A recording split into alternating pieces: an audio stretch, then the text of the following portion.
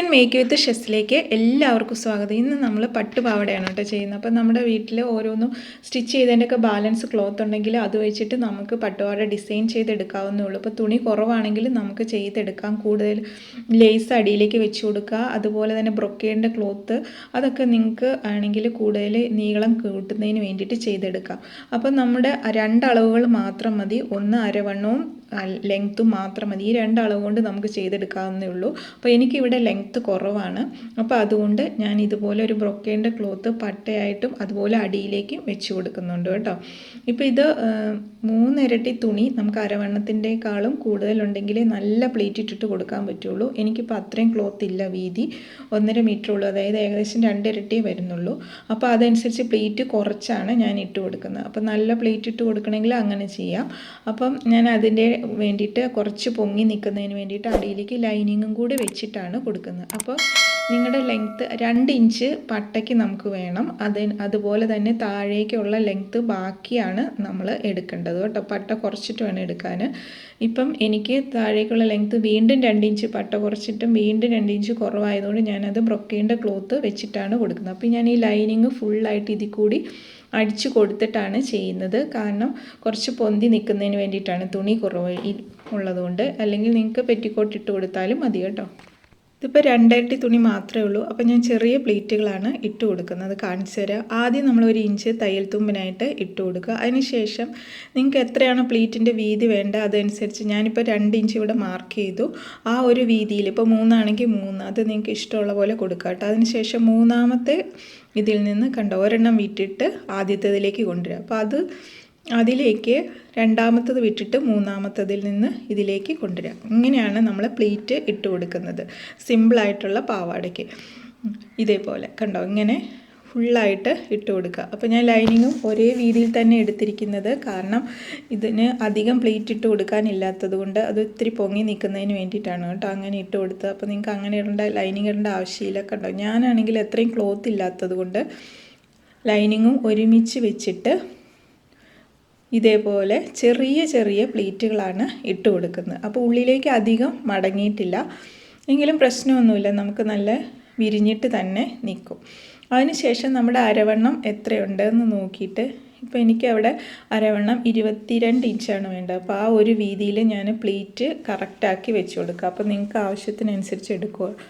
ഇതിപ്പോൾ ഞാനിവിടെ ഒരു 5 ഇഞ്ച് വീതിയിൽ ഈ ബ്രൊക്കേഡിൻ്റെ ക്ലോത്ത് എടുത്തിട്ട് സെൻറ്ററിൽ നിന്ന് മടക്കിയിട്ട് ഇത് നല്ല വശത്ത് വെച്ച് അടിച്ചിട്ട് നമ്മൾ താഴേക്ക് തിരിച്ചിടുകയാണ് ചെയ്യുന്നത്.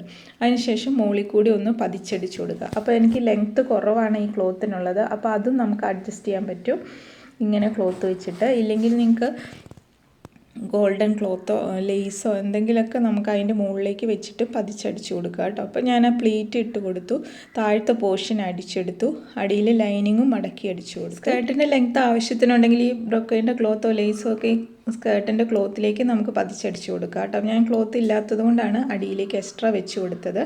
ഇനി നമ്മൾ ഇതുപോലെ പ്ലീറ്റൊക്കെ അഡ്ജസ്റ്റ് ചെയ്ത് ഇട്ട് കൊടുത്തു. അതിനുശേഷം സൈഡ് കണ്ടോ 2 സൈഡും ഇവിടെ ഒന്ന് മടക്കി അടിക്കുക. കാരണം അവിടെ കുറച്ച് കൊളുത്ത് വെക്കുന്ന അവിടെ ഓപ്പൺ ആക്കിയിട്ട് ഇട്ട് കൊടുക്കണം. ഇല്ലെങ്കിൽ നിങ്ങൾക്ക് ഇലാസ്റ്റിക് ഇട്ട് കൊടുക്കാം.